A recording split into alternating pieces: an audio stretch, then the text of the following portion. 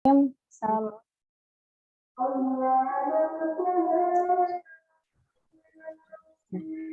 Bismillahirrahmanirrahim. Assalamualaikum warahmatullahi wabarakatuh.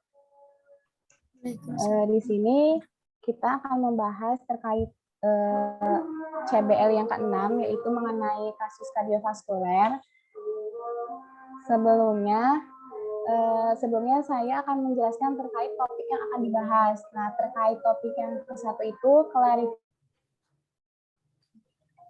istilah dan konsep selama 8 menit. Apakah setuju? Setuju. Topik kedua, selama identifikasi permasalahan selama 10 menit. Apakah setuju? Setuju. Terkait topik ketiga, brainstorming selama 30 menit. Apakah setuju?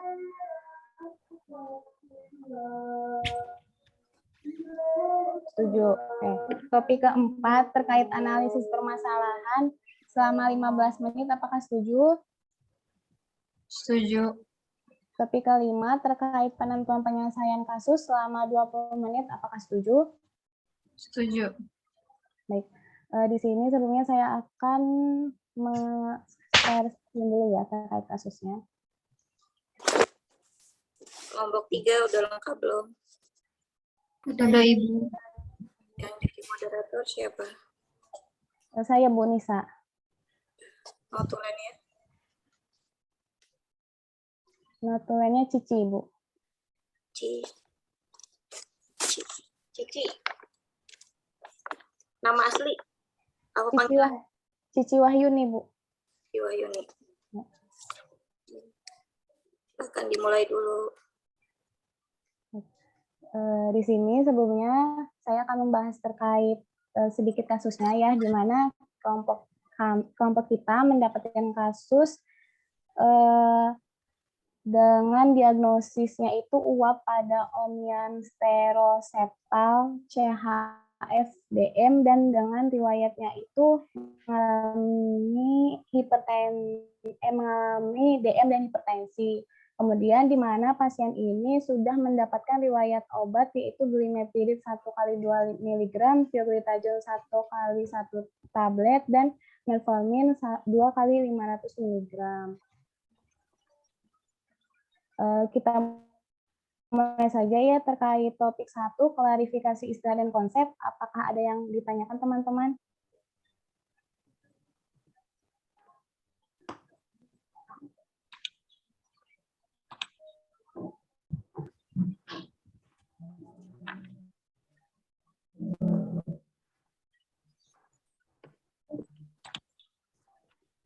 Saya Evita Krisanti, NIM 075, izin bertanya. Ini ada obat yang FP Block.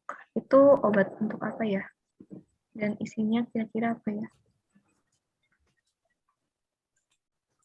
Saya Linda, NIM 072, izin menanggapi pertanyaan dari Evita. Yang F Block itu ya? Yang sudah saya cari itu F Block itu obat hipertensi, isinya itu carvedilol, golongan beta blocker.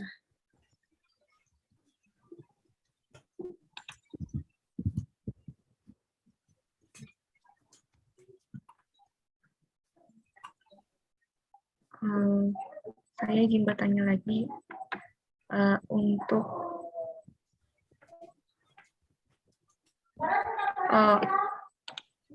istilah kekurangan anemianya ini kan diwakili dengan data lab MCH, MCHC, MCV, sama MPV ya? Atau bukan ya? Ya, benar.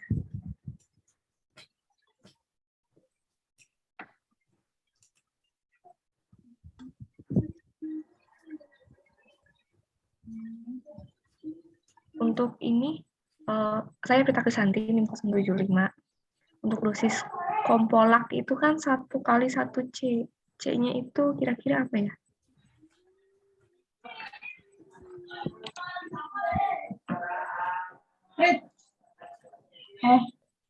Apa itu? Kok lama ya?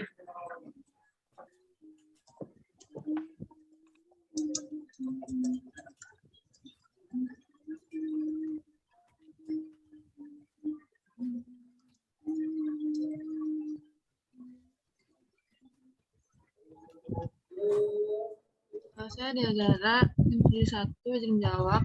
Kalau yang dari saya tahu itu satu C itu koklea atau sendok makan. Biasanya itu sekitar 15 mili, 5 atau 15 mili. Bentar.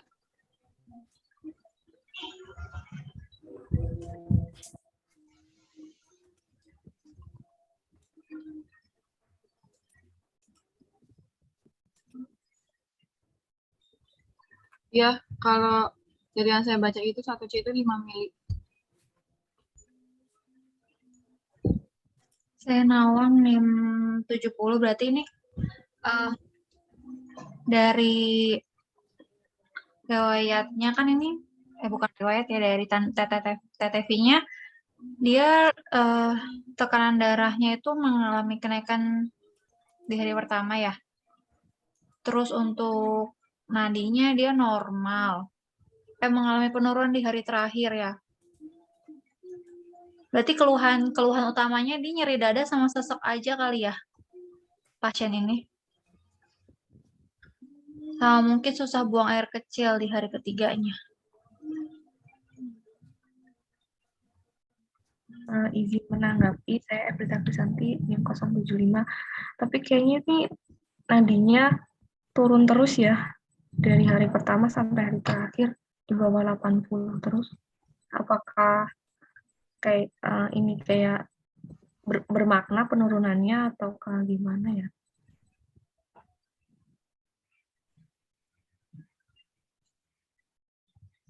Berarti ini untuk nadinya emang kayaknya nggak stabil ya. Soalnya dia ngalami penurunan, terus ada kenaikan, turun lagi.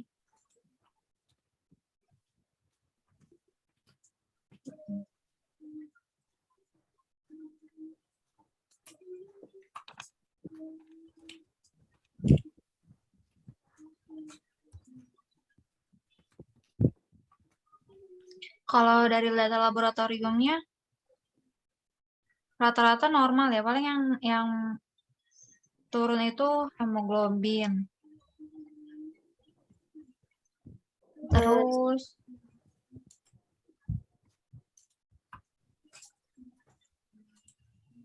kalium mungkin mengalami peningkatan sedikit. Kreatinin darah.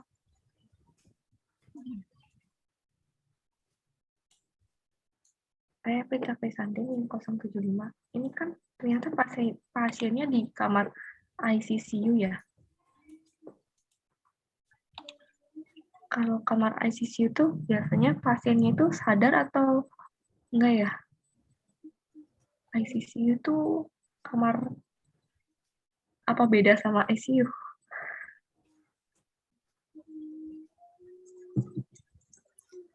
Saya Linda NIM 072. Kayaknya sadar deh, soalnya dia ada obat-obatan kan kayak ini apa yang dipakainya tablet gitu, berarti dia sadar. Oh ya Mbak. Oh ya, saya juga izin menanggapi Linda 072 yang tadi Nadi ya tadi itu yang tidak beraturan tuh atau apa sih? Iya, apa? Iya. Nadia. Nah, aku tuh pernah baca kalau nadi yang nggak normal itu dia bisa jadi tanda gangguan jantungnya. Karena kan di kasusnya juga emang pasiennya kan punya jantung.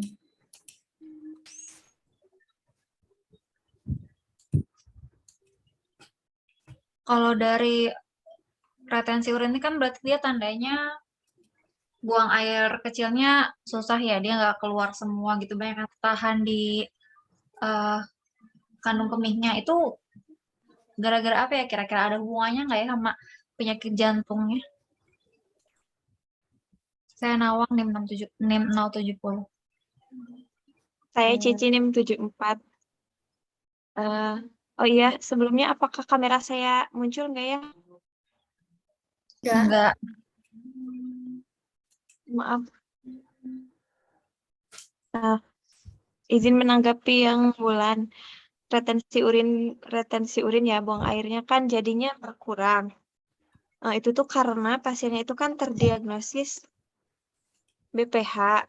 Nah, BPH ini kan pembengkakan di kelenjar prostat. Kelenjar prostat ini tuh tempatnya itu di bagian apa namanya, uretra, di saluran uretra gitu loh. Jadi ketika si kelenjar prostatnya membengkak, otomatis si saluran uretranya itu bisa menyempit sehingga urin yang di kandung kemih itu tidak bisa keluar.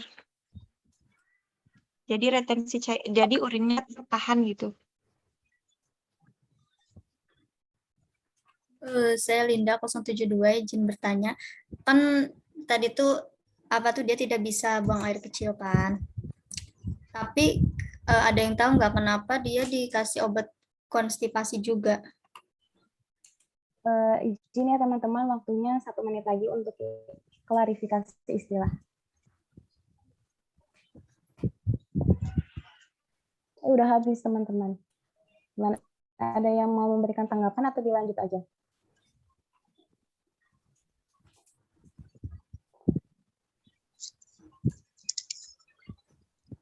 Sepertinya dilanjut aja dulu. Nanti mau akan berikut. Kita lanjut ke topik 2 ya, terkait identifikasi permasalahan selama 10 menit.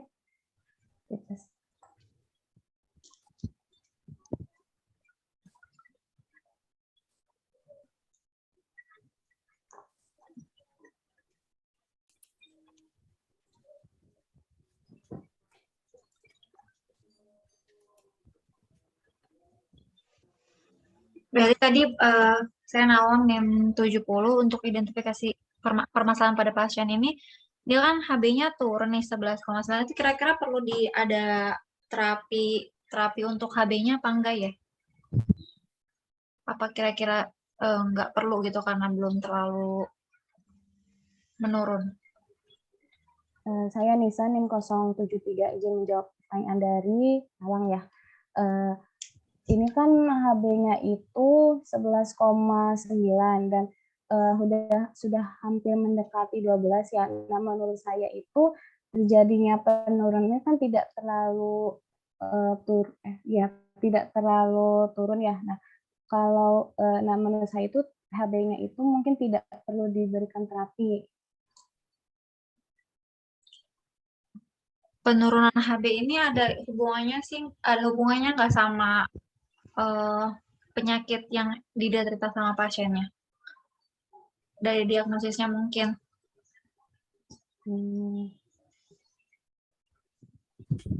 Soalnya dari data lab nih nilai MCV-nya masih normal. MCH-nya juga normal. Iya, saya Nisan 073. Ya, jadi ada berkaitan sama si penyakit yang CHF-nya juga.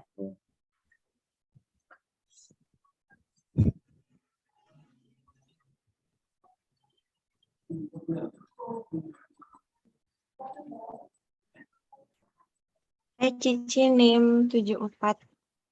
Mungkin itu ada hubungannya juga sama pasien kan terdiagnosa UAP itu kan. Sebenarnya di sini pasien itu dikasih obat-obatan yang untuk mencegah perdarahan, ya kan?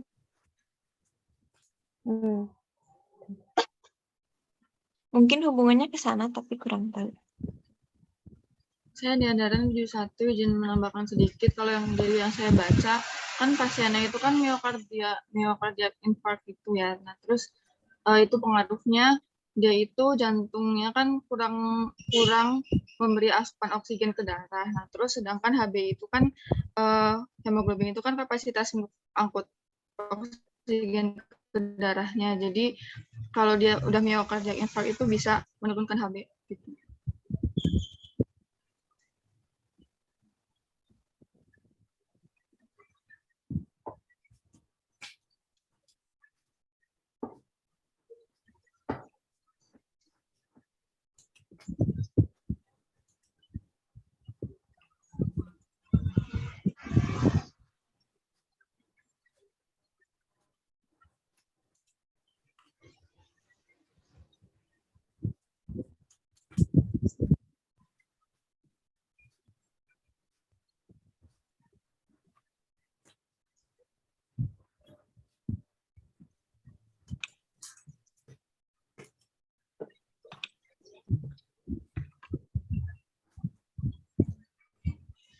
Saya Linda yang 072.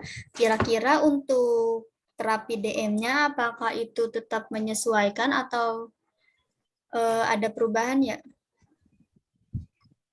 Saya Nawang yang 070 dari yang udah saya baca sih sepertinya akan ada perubahan di pengobatannya. Soalnya dilihat dari TTV-nya ini dia di hari ketiganya tuh mengalami kenaikan. Nah itu bisa juga disebabkan karena obat DM yang digunakannya. Soalnya contohnya ada pioglitazone ini dia tuh digunain di hari kedua ya. Pioglitazone tuh digunain di hari kedua. Nah pas digunain tuh tekanan darahnya juga naik, jadi kemungkinan karena itu, dan juga dari jurnal juga dia juga bisa dapat memperparah heart failure-nya. Sedangkan kan ini pasiennya juga punya CHF, jadi sepertinya pioglitazone-nya dihentikan.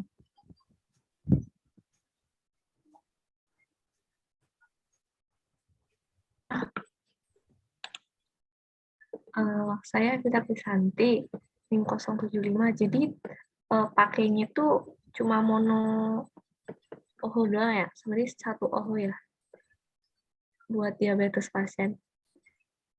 Iya, iya kayaknya cuma satu aja, cuma yang metformin.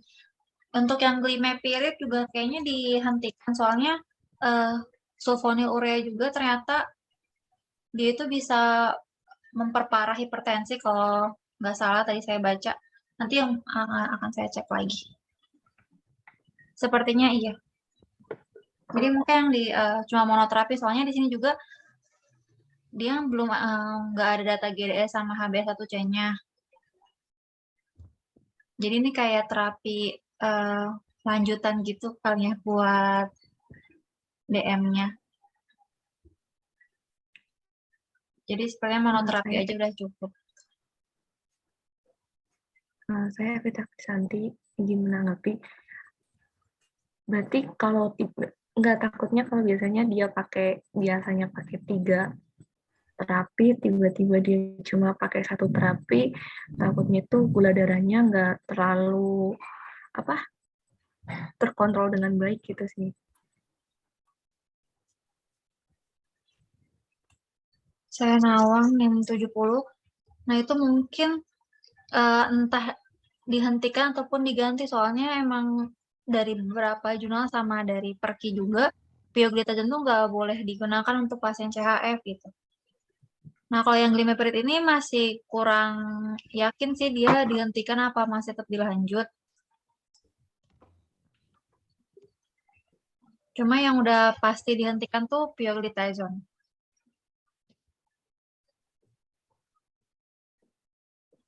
Saya Evita Krisanti 075 yang Kompolak itu untuk obat apa ya? Waktunya 3 menit lagi ya teman-teman. Pak F? Yang Kompolak.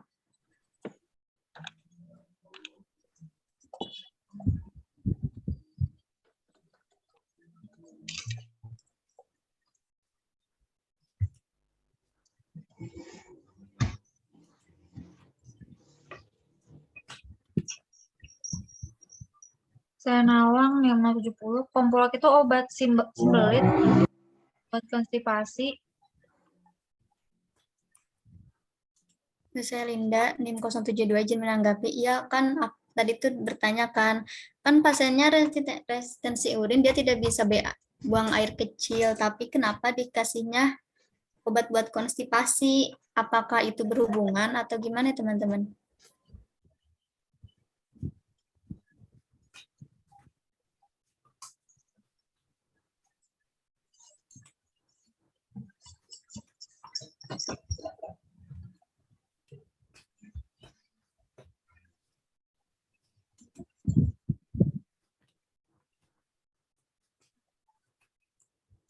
Terus juga kalau nggak salah, Avodart tuh ada yang tahu nggak isinya apa? Obat buat konstipasi atau bukan sih? Avodart sama tamsulosin. Saya Nawang yang 70, Avodart itu kalau nggak salah buat BPH-nya dia. Kalau yang tamsulosinnya?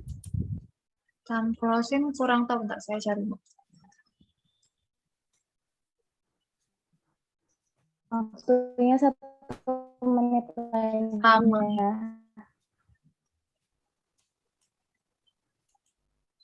Buat meredakan keluhan akibat pembesaran kelenjar prostat, berarti sama-sama untuk BPH kayaknya, Tacrolisin sama Afodat. Mohon maaf, saya Evita Krisanti yang mana, Mbak? Yang tadi tuh Kompolak itu kan buat sembelit konstipasi gitu kan. Ya. Apa itu berhubungan sama kelenjar fosfatnya?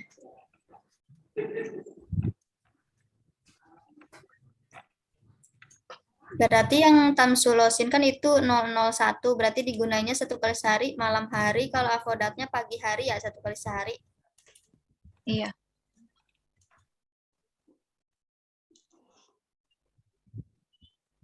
Waktunya sudah habis ya teman-teman. Kita lanjut ke topik 3 yaitu terkait brainstorming selama 30 menit, dipersilahkan. Saya nawang yang 70, kalau BPH-nya nggak ada hubungan dengan konstipasi, mungkin obat itunya dihentikan kali ya, karena terapi tanpa indikasi ya jatuhnya, yang Kompolaknya. Ya. Soalnya tidak ada tanda-tanda dia juga kesulitan buang air besar gitu. Atau mungkin kalau kelenjar fosfatnya membesar jadi tidak bisa BAB. Izin menjawab. Nah, itu jadi pertanyaan sih. Asalnya kalau BPH besar dan kecilnya itu ya perlu dinilai ya. Di sini kan nggak ada keterangan besar atau kecilnya dari kelenjar prostatnya. Karena walaupun didiagnosa BPH pun kelenjar prostatnya ada yang ukurannya masih seperti normal.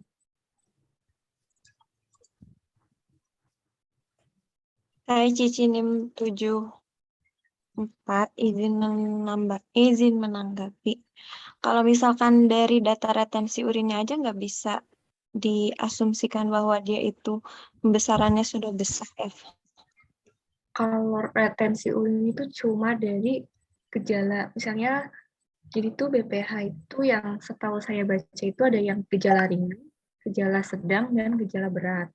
Nah, gejala ringan itu yang tidak ada tanda yang ini ureum gitu, kayak kandung pipis, buang air kecilnya itu tidak terlalu dilihat. Nah, kalau gejala sedang itu dibagi lagi jadi 4. Itu pertama ada disfungsi ereksi, yang kedua itu prostat kecil dan PSA rendah, yang ketiga prostat besar dan PSA meningkat, dan yang keempat predominan iritasi bekemi. Dan untuk dari air kencingnya gitu biasanya masuknya ke gejala sedang, tapi belum tahu dalam tadi yang kategori termasuk kategori yang mana ya 4 itu.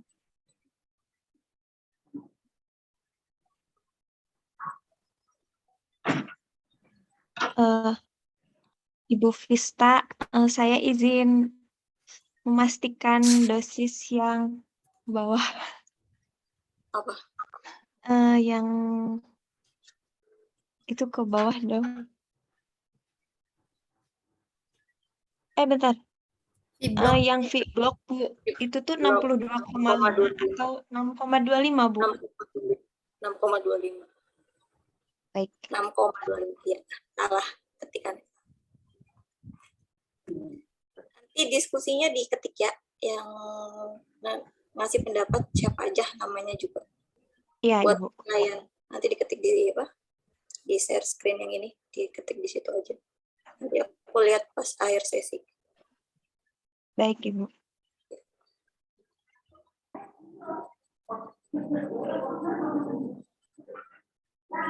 Ibu, saya izin bertanya, Bu. Untuk BPH-nya itu masuknya jenis apa ya, Bu? Kan ada yang ringan sama sedang sama berat. Kalau pasien itu di sini kan dari susah buang air kecil itu ya, Bu. Itu masuknya gejala sedang ya, Bu?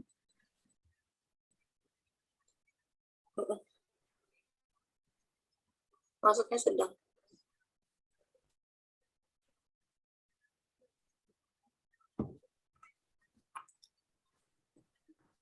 Ibu izin bertanya, kan itu ada kompolak ya Bu isi buat konstipasi. Apakah itu berhubungan Bu buat sama BPH-nya? Enggak berhubungan. Kira-kira buat apanya?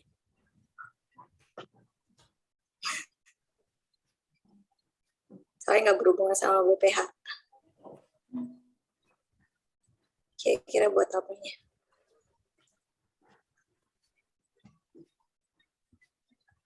Untuk Kalau pasien dari itu gimana, Bu? perlu. Pasien jantung itu perlu. Coba dicari.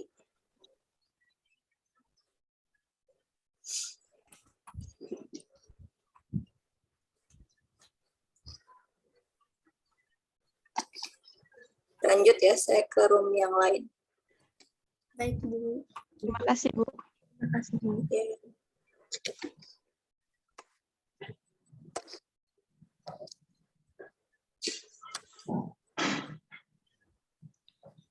Berarti tadi kompolaknya tetap digunain kali ya? Itu berhubungan dengan jantungnya. Mm-mm. Itu buat Ada yang obat itu ya, ada yang obat punya efek samping gitu terus pakai kompolak.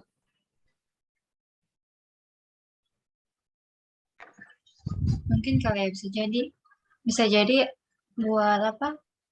Buat mencegah efek sampingnya atau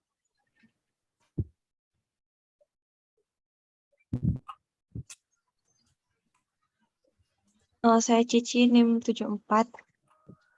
Untuk patofisnya sendiri gimana? Ada nggak yang faktor resikonya itu kegangguan pencernaan?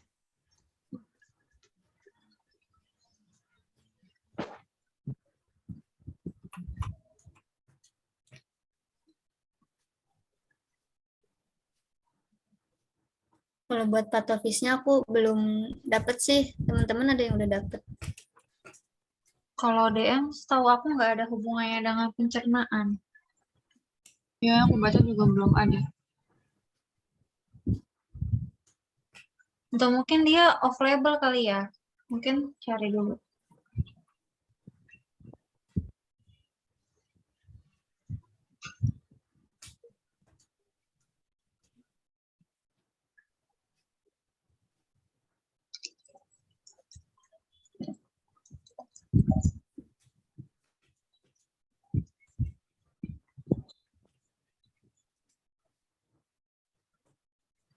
Saya Nisa, NIM 073. Di sini pasien kan mendapatkan terapi alprazolam ya. Nah, berdasarkan data dari keluhan pasien kan pasien tidak menunjukkan terjadinya kecemasan dan terus di mana si pasien ini kan berusia 77 tahun. Nah, penggunaan alprazolam yang termasuk golongan benzodiazepin ini sudah tidak dianjurkan lagi bagi pasien yang usianya itu sudah usia lanjut gitu.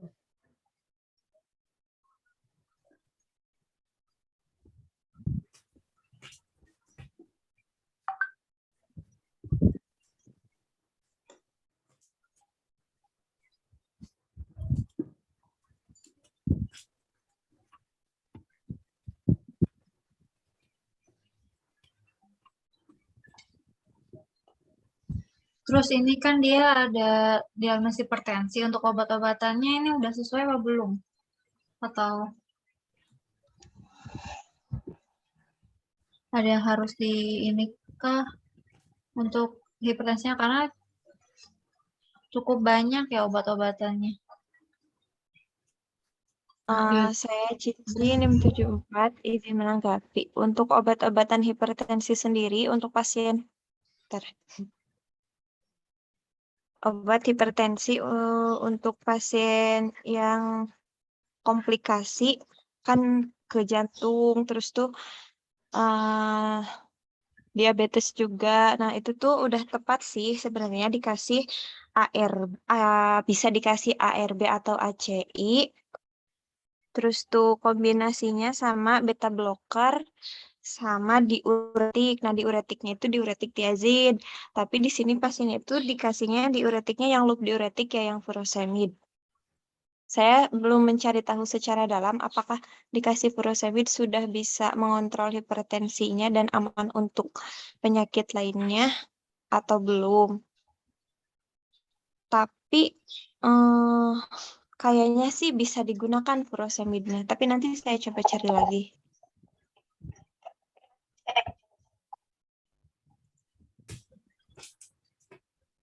Saya Ya, Dara nih 71 izin tadi yang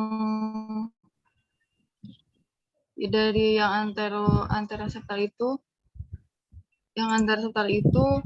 obatnya pakai beta blocker, terus di situ udah ada V-block, jadi yang beta blockernya udah tepat, tapi yang lainnya aku belum ngecek lagi.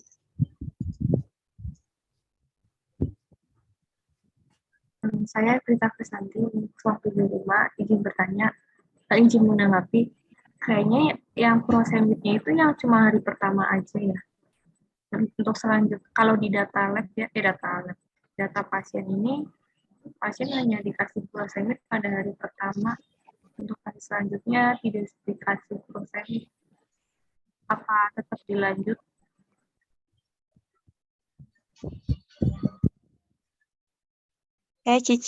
Bentar. Saya Cicinim 74. Maaf, saya baru ngeh kalau furosemidnya itu hanya dikasih di hari pertama aja ya. Mungkin terapi furosemidnya nanti bisa diganti sama yang tiazidnya. Karena tuh untuk hipertensi dengan diabetes dan CHF itu harus dikombinasi. Jadi kemungkinan nanti si tiazidnya berarti bisa dikasih dari hari kedua sampai seterusnya.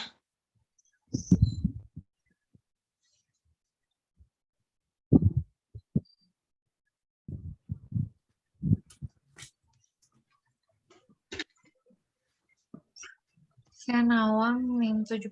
Oh, ini nemu ternyata si obat konstipasinya itu berhubungan dengan kardiovaskular karena dia tuh dapat meningkatkan resiko penyakit kardiovaskular. Itu kenapa? Soalnya pasien dengan penyakit jantung tuh dia nggak boleh mengeden katanya. Jadi mungkin biar BAB-nya lancar, makanya dikasih konstipasi. Soalnya kalau mengeden tuh bisa memperparah faktor resiko dan pembuluh darahnya gitu, berhubungan dengan pembuluh darah.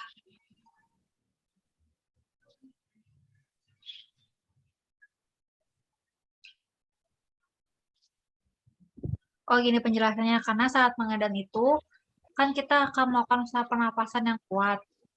Itu akan menyebabkan peningkatan tekanan pada rongga dada. Sistem saraf pada rongga dada akan merespon dengan cepat untuk meningkatkan tekanan darah dan denyut jantung, sehingga tekanan darah secara mendadak akan menjadi tinggi, dan demikian juga denyut jantung akan menjadi lebih cepat. Nah, mungkin itu kenapa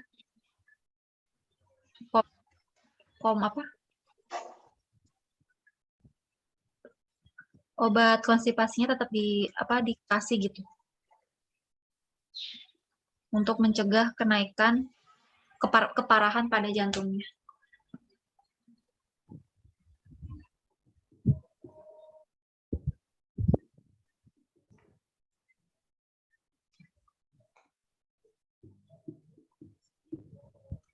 Saya Nisa, NIM 073, izin memberikan pertanyaan terkait ini di tekanan darahnya. Tekanan darah pada hari keempat itu terjadi penurunan yang cukup drastis ya. Nah, itu tuh disebabkan karena apa gitu. Terus target tekanan darah untuk pasien ini itu berapa?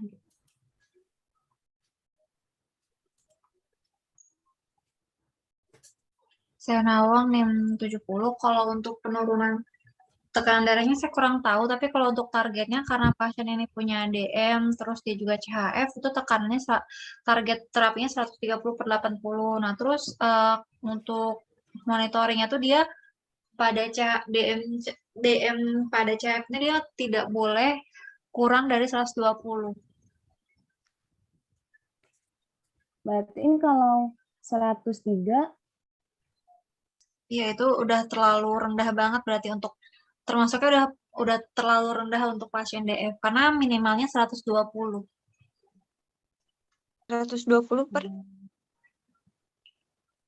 80 ya. Bentar. Enggak tadi. 120/70.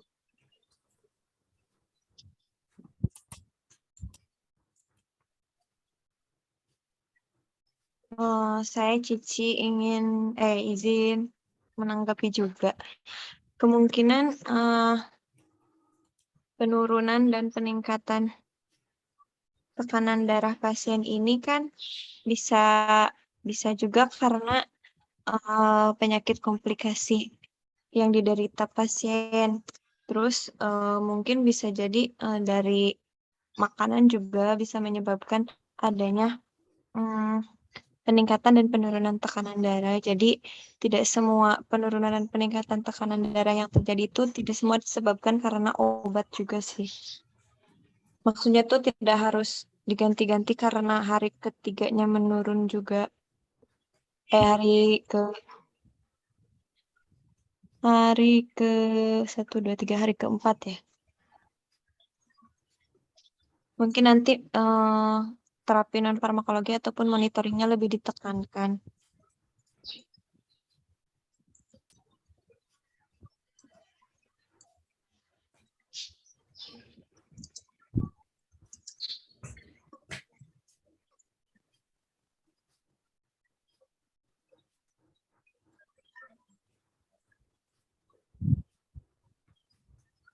Saya Linda NIM 072, izin bertanya, kenapa itu pasiennya dikasih injeksi ranitidin ya?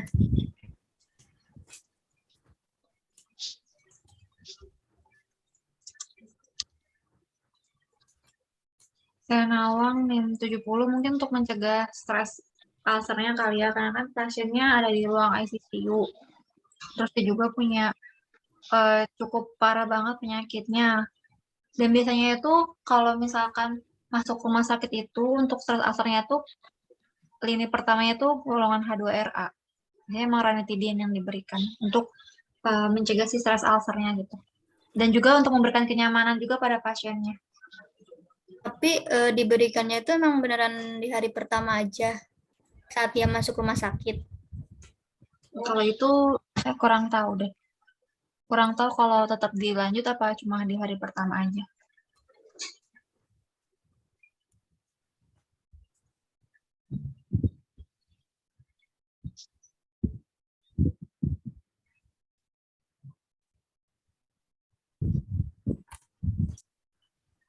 Untuk apa tuh Linda izin bertanya untuk obat jantungnya kan ini ada clopidogrel, aspilet sama ISDN.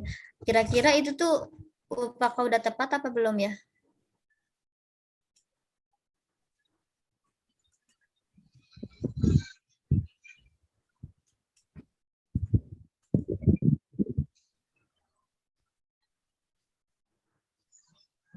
Izin menjawab, saya Vita Krisanti, NIM 075. Untuk ISDN-nya sudah tepat, Mbak. Tapi untuk aspiletnya menurut saya kurang tepat karena biasanya tuh aspilet itu untuk terapi pencegahan, Mbak. Tapi ini kayak cuma dikasih 1 kali. Saya agak kurang yakin juga sih apakah di tanggal 6 ini pasien itu mendapat serangan akut atau enggak, karena biasanya yang saat serangan akut yang dikasih itu ISDN, bukan aspilatnya. Aspilat itu biasanya buat maintenance gitu. Tapi kalau untuk di hari yang berikutnya itu kan ada ini Arixtra, mini aspi, crapidagrel juga. Kira-kira ada yang dihilangkan apa tetap sama kayak gini ya? Jajaran 71 izin menjawab, kalau dari aku baca itu aspirin sama clopidogrelnya udah tepat, cuman aku belum nemu yang dia harus pakai Arixtra atau enggak. Aku Linda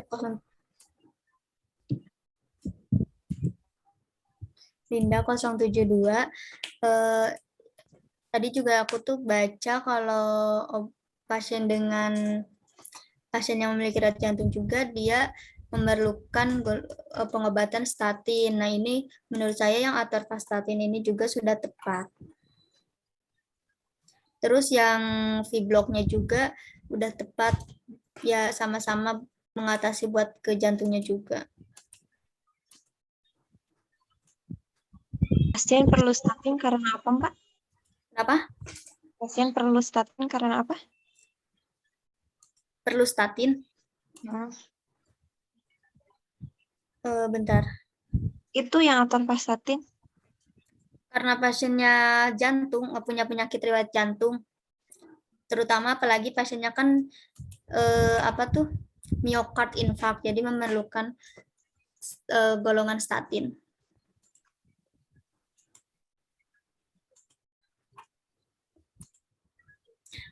Terus mau bertanya, kira-kira menurut kalian perlu apa enggak dia mendapatkan terapi nyerinya?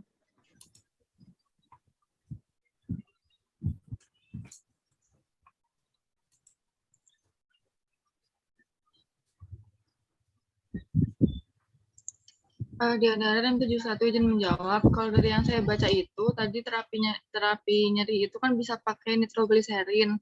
Cuman kalau di sini kan udah pakai isosorbit nitrat dan itu sama-sama golongan nitrat. Jadi ISDN itu bisa jadi pengganti nitrogliserin buat mengatasi rasa nyeri.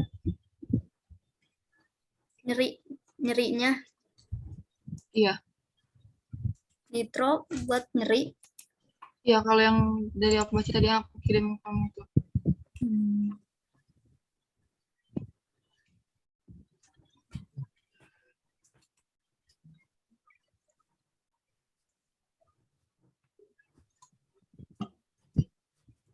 Itu tuh Cici 74 itu tuh off label-nya, Mbak. Izin bertanya, Kenapa? menurut kalian terkait Itu tuh tingginya kalian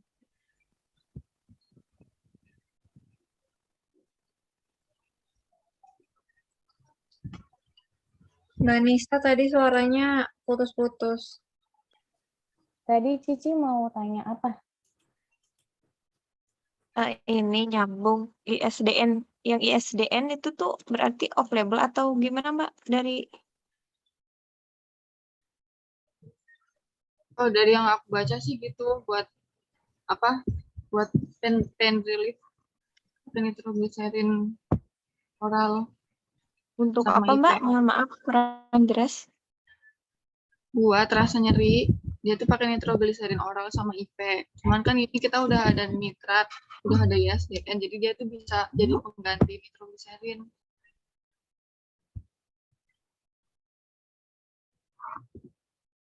Linda 072 izin menanggapi. Berarti kalau kan tadi nitrogliserin kan bisa buat nyerinya ya, buat meredakan nyerinya. Berarti ISDN juga bisa meredakan juga apa enggak? Meredakan apa? Nyerinya. Ya, kalau kata Mbak Dia itu bisa untuk nyeri, ya mungkin bisa teratasi. Kalau buat spesifik, dari 71 izin jawab, kalau buat spesifiknya nitrogliserin itu buat apa, aku sih belum nyari tahu banget spesifiknya. Cuman mungkin si nitrat itu bisa buat terapi lain, tapi dia itu meminimalisir rasa nyeri gitu loh kalau di treatment pakai nitrat ini.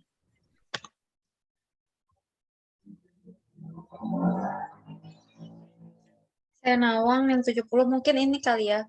kan biasanya ISDN tuh dipakai kalau kayak tiba-tiba ada serangan, itu bukan sih yang di ini kan bawah lidah itu. Iya, nah Kalau itu misalkan tadi yang aku bilang nyari tuh, dada itu kan serangan itu kan bisa karena adanya nyeri dada yang sakit gitu loh. Jadi bukan bukan bukan seperti obat anti nyeri pada umumnya gitu, tapi memang untuk meredakan di dadanya gitu biar nggak terlalu parah. iya, nah yang aku baca tadi itu dia tuh kan ada kayak serangan gitu kan, nah dia tuh pakai yang buat awalnya itu pakai nitroglycerin yang sublingual yang taruh di bawah lidah, terus buat maintenance-nya pakai IV. Kalau yang dari jurnal yang aku baca tadi. Berarti kalau gitu kayak nggak perlu ada penambahan anti nyeri lagi ya, Mbak? Enggak.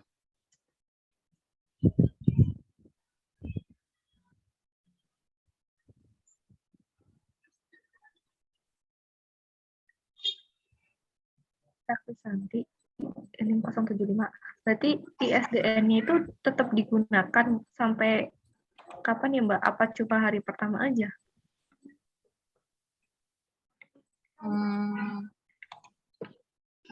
Karena mohon maaf, karena setahu saya tuh ISDN tuh cuma hari pertama aja, nggak boleh digunakan terus-menerus gitu. Kalau buat sampai kapannya aku juga kurang ngerti, mungkin nanti bisa cari lagi. Waktunya 5 menit lagi ya, teman-teman. Atau nanti misalkan itu SDN kan tadi katanya nggak boleh sampai jangka panjang gitu ya, misalnya misalnya dia udah di hari pertama, mungkin nanti buat jangka panjang. Mbak Dia putus-putus.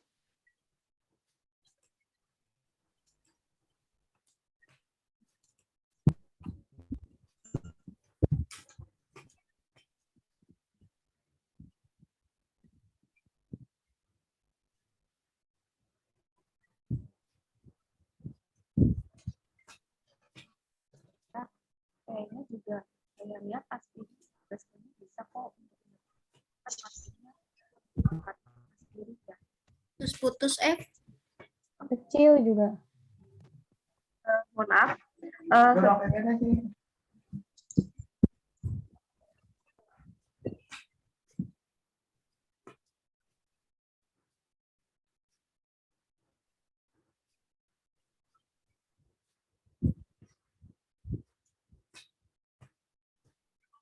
Mohon maaf.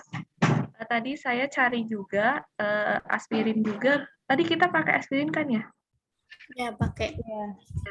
Aspirin juga bisa digunakan untuk nyeri ringan sampai sedang.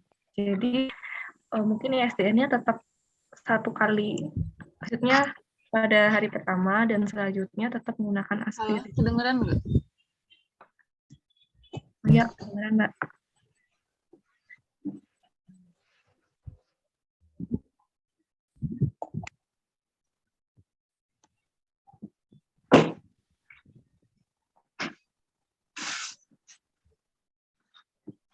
Waktunya 3 menit lagi ya.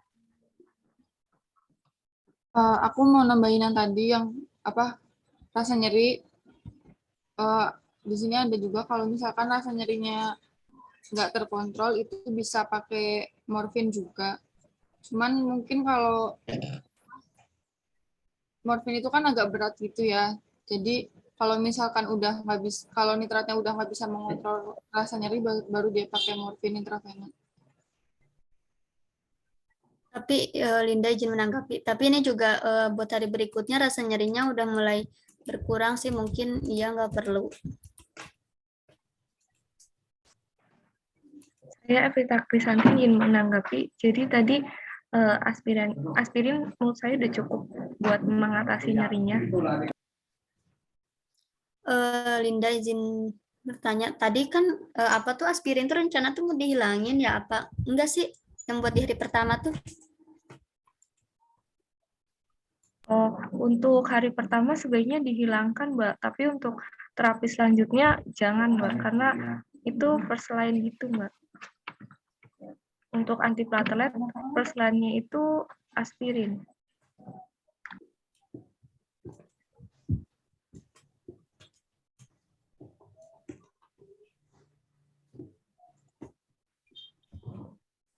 Mohon maaf,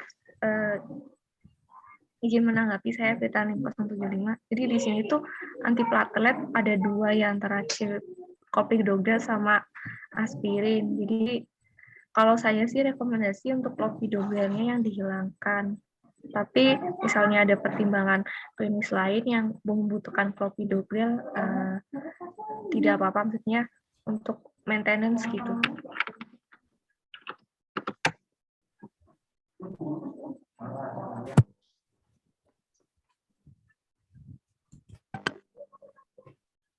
Saya Cici NIM 74. Saya juga sebenarnya menemukan interaksi antara clopidogrel dengan Fundaparinux bisa menyebabkan peningkatan perdarahan, sehingga mungkin salah satunya bisa dihentikan.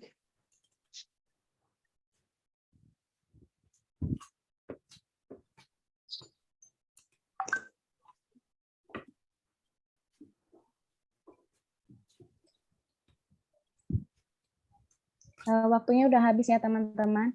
Sekarang lanjut ke topik keempat, yaitu analisis permasalahan selama 15 menit.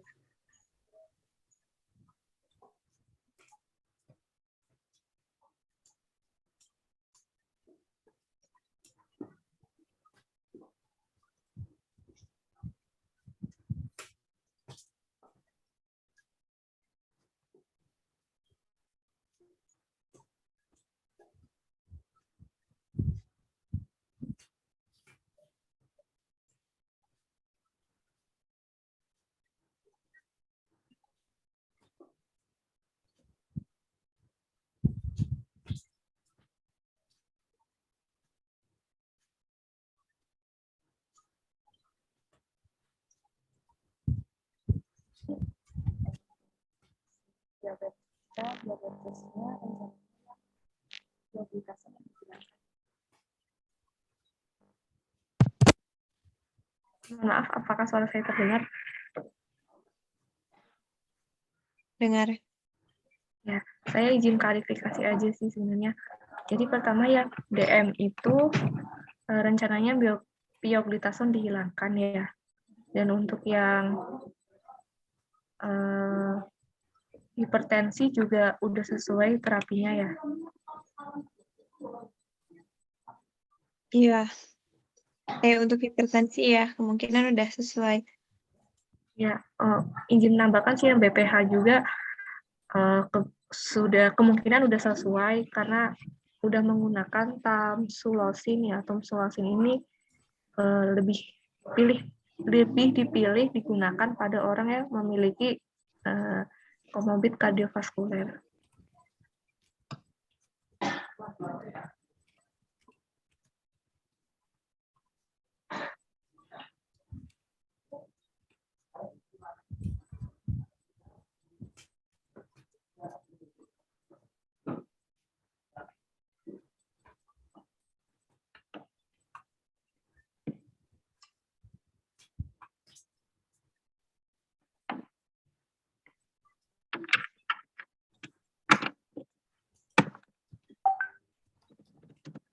Saya Cici NIM 74.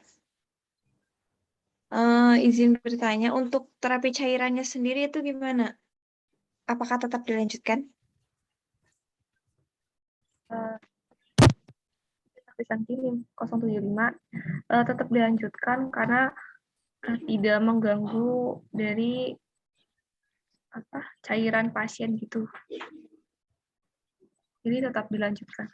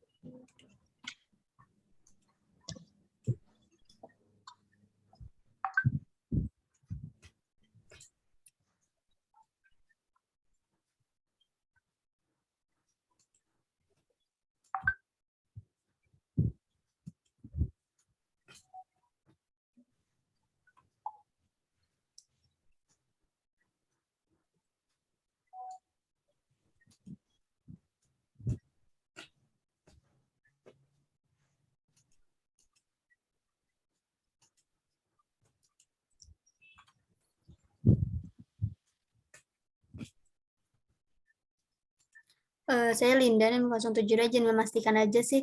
Tadi tuh apa yang di hari pertama tuh yang Clopidogrel sama Aspilet itu baiknya kayak dihilang salah satunya, digunainnya salah satunya aja.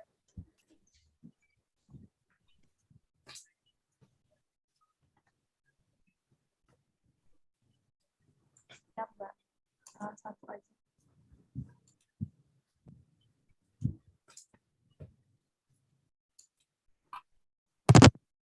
Ya, Mbak. Salah satu aja, Mbak.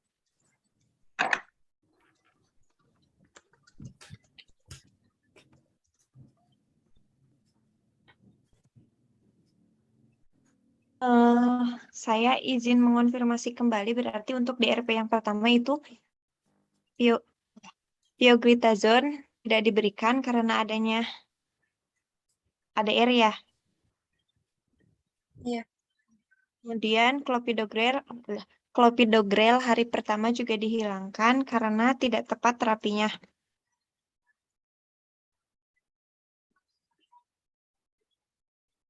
Terus apa lagi tadi? Kayaknya apa tuh dosis dari si Aspiletnya juga di Perki itu mengalami ini apa tuh overdose. Dosis aspiletnya overdose. Ya harusnya kalau di Perki itu 160.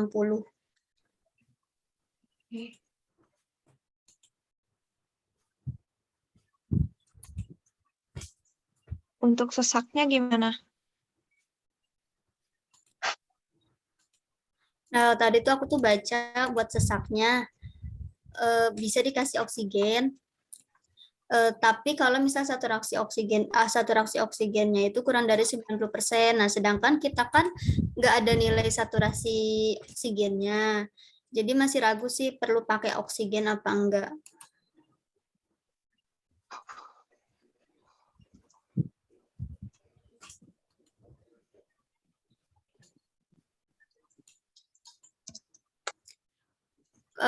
Kan kayaknya ya ini mah mungkin kalau misalnya kayak apa tuh nyeri dadanya udah mulai mereda, sesaknya udah mulai mereda juga karena kan kalau penyakit jantung kan sakit dada emang menyebabkan sesak. Kalau misalnya ya diobati mungkin sesaknya bisa berkurang.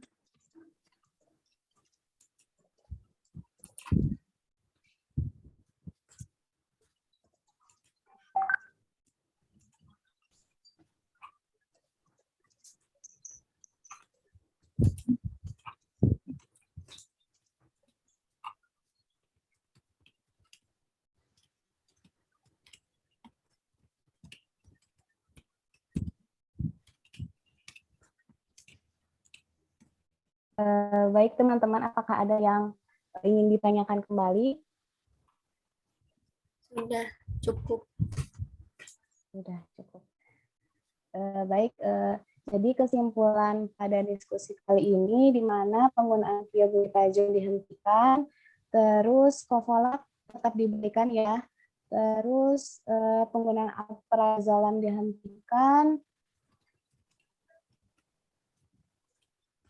Aspirin di hari pertama tetap diberikan. Terus clopidogrel dihilangkan ya kan adanya jadi interaksi. Baik, terima kasih atas diskusinya pada hari ini.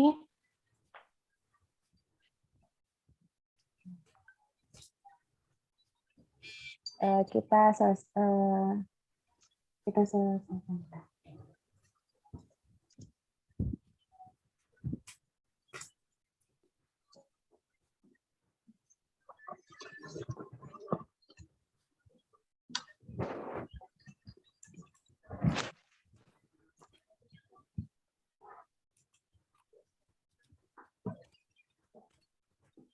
Sudah ini tulis DRP.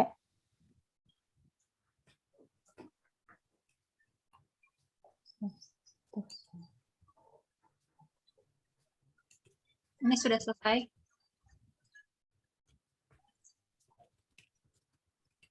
Oh, sudah.